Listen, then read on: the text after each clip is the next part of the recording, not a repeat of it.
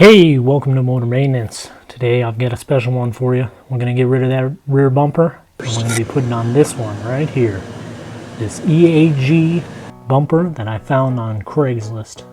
Nope, not Craigslist. How about Amazon? As you can see, I got some rust in here that I really need to get rid of. It's not even holding that spare tire on. First thing we're going to do, we're going to get rid of this old trailer hitch, because the new bumper actually has a trailer hitch built into the bumper. It's going to start by removing these bolts, then we're going to get rid of the bolts on the bumperettes. As you can see, this nut here really just does not want to come off. Passenger side came off this time. Then we're going to take off these ones on the bottom. That's one.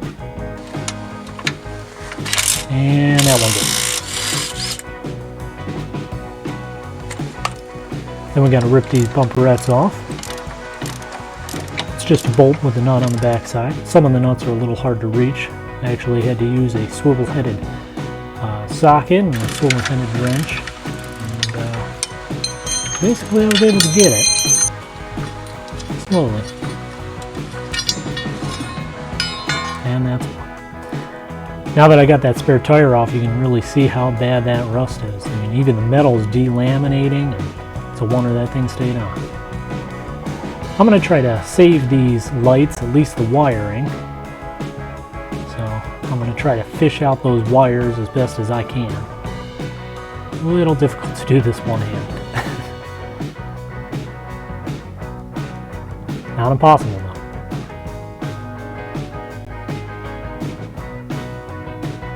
I got to get this grommet out of the hole.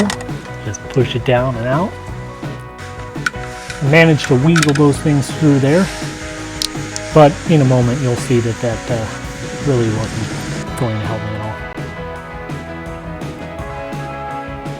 I'm going to pull off this lighting bracket. I thought I might be able to use it, but turns out I wasn't.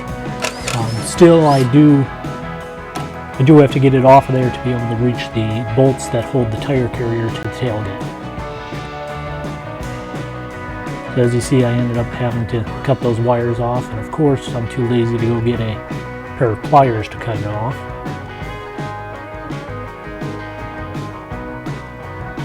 Put those out of the way. I'm able to get that tail light bracket off.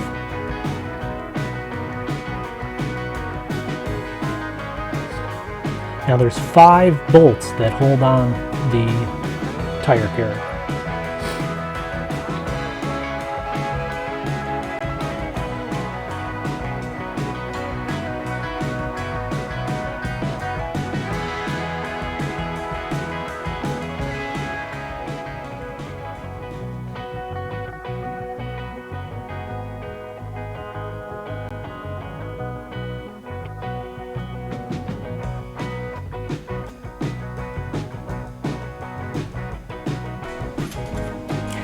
Now I got to cut off some of the bolts that wouldn't come off that trailer hitch.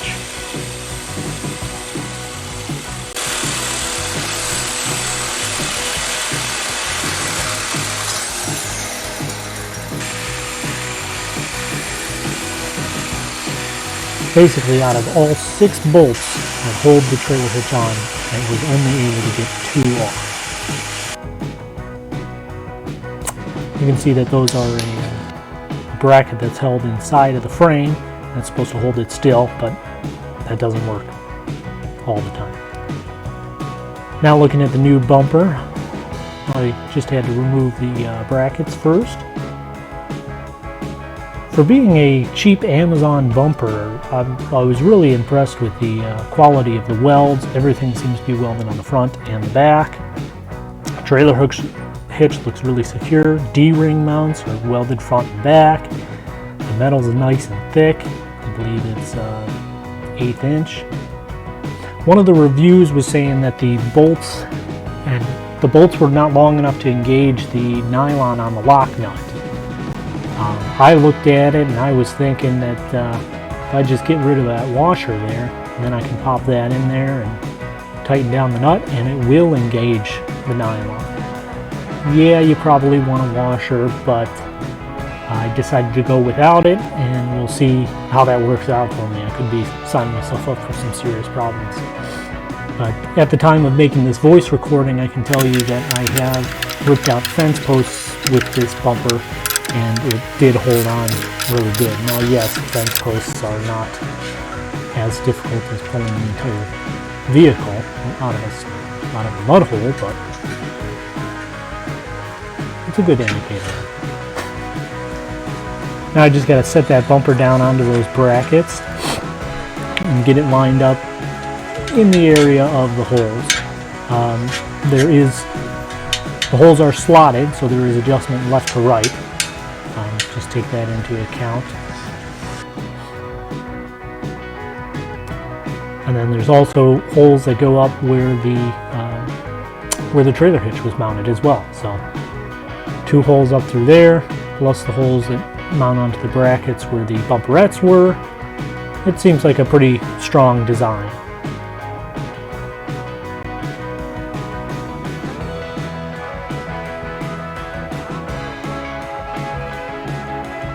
They did not send new bolts for those bottom ones. I did end up having to go out and buy a new one. I also retapped that hole for the one that broke off. Now we're going to be mounting the tire carrier. It's important to get some lube up on that post even before putting it on. It's really going to help with the install. There is a greasable Zerk fitting that goes on top, and you can grease it afterward and throughout your ownership, but get some grease on there first because it's going to be way too difficult to slip that thing down on there. Even with the grease, it's a really tight fit. I had to turn it back and forth, wiggle it up and down just to get that angle right. But it should slip down. Maybe you got to tap on it a little bit, and then once you get it right, it'll go down. Here's that cap and the Zerk fitting I was talking about. So it's a good idea to add some more grease in there now and then. I don't know, maybe once a year. I'm not sure when to put it on. This is the reason I bought this bumper. This handle design is tremendous for keeping down rattles and for ease of use. I've seen a lot of bumpers, the tire carriers, and the tire carrier is very difficult to get off. This one has a really wide handle, gives you a lot of leverage.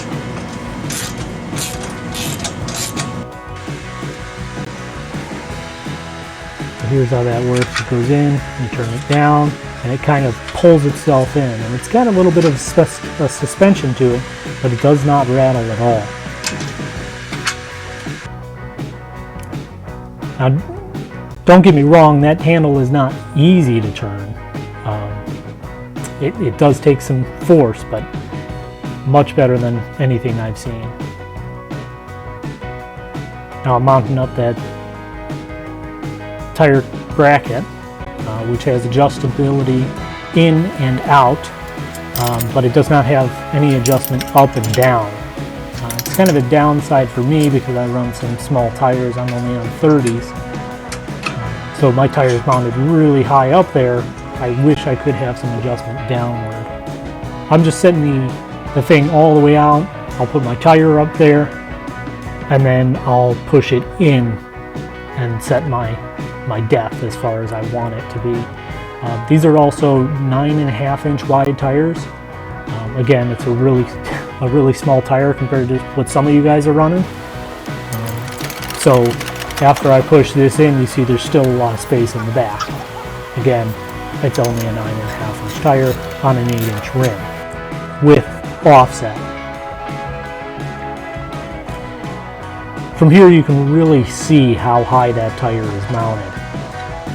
Yes, it's great for ground clearance, but on a 30-inch tire and a Jeep with 2.5 lift, probably not going to be taking anything up that high. Man, I really like the way this looks. With the exception of how high that tire is, it really looks slick. I like its low profileness.